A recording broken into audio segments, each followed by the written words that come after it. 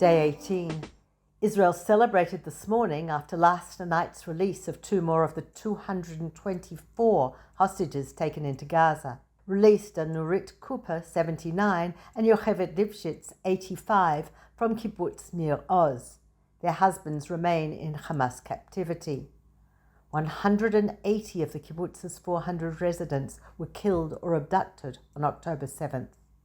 Yocheved Lifshitz gave a brief press conference today describing the terror of her captivity, but also said that the guards treated her and the small group with which she was humanely. Families of the released hostages continue to campaign for the release of the rest of those captured, in some cases demanding that this must take priority over other military objectives. Some of the relatives are campaigning around the world. Yesterday, foreign journalists were shown more evidence of Hamas's brutality on that day after first-hand documentation of the events, including evidence on phones and social media of perpetrators and victims, was collected. Prime Minister Netanyahu said the revelations were made in light of the Holocaust denial-like response to the massacres. The UN Secretary-General Antonio Guterres appeared to justify somewhat Hamas's actions today in his speech to the General Assembly. Foreign Minister Eli Cohen asked him in what world he was living.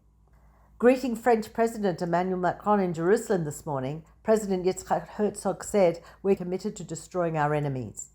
Macron also met Prime Minister Netanyahu in Jerusalem before the two held a joint press conference. The IDF carried out a drone strike against a terrorist cell in southern Lebanon, attempting to launch rockets at Israel near our northern border and near the community of Baram. Rockets shot from Gaza today caused damage and some minor injuries. One rocket fell in the West Bank settlement of Alfei Menashe, northeast of Tel Aviv, damaging a synagogue. There were 3 people injured in Holon. Sirens sounded in Tel Aviv, Lod, Rehovot, Nes Ziona, and surrounding communities in central Israel.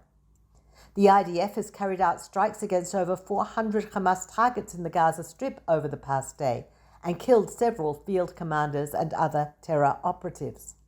Israel's largest food manufacturer, Tenuva, is setting up a 15 million aid fund to help rehabilitate dairy farms in communities near the Gaza border that have been damaged by the onslaught of the Hamas terror group.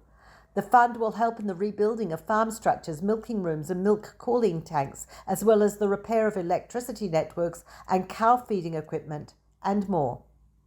Israel's universities will delay the start of the academic year until after the massive call-up of reserve soldiers ends, not before December 3rd, the Committee of University Presidents announced today. The semester, which was to have started on October 15th, previously been delayed till November the 5th. And the Health Ministry announced a plan to recruit additional mental health professionals to address what it calls an unprecedented mass casualty mental health event. This is Peter Jones-Pellach reporting for NCJWA, Australia.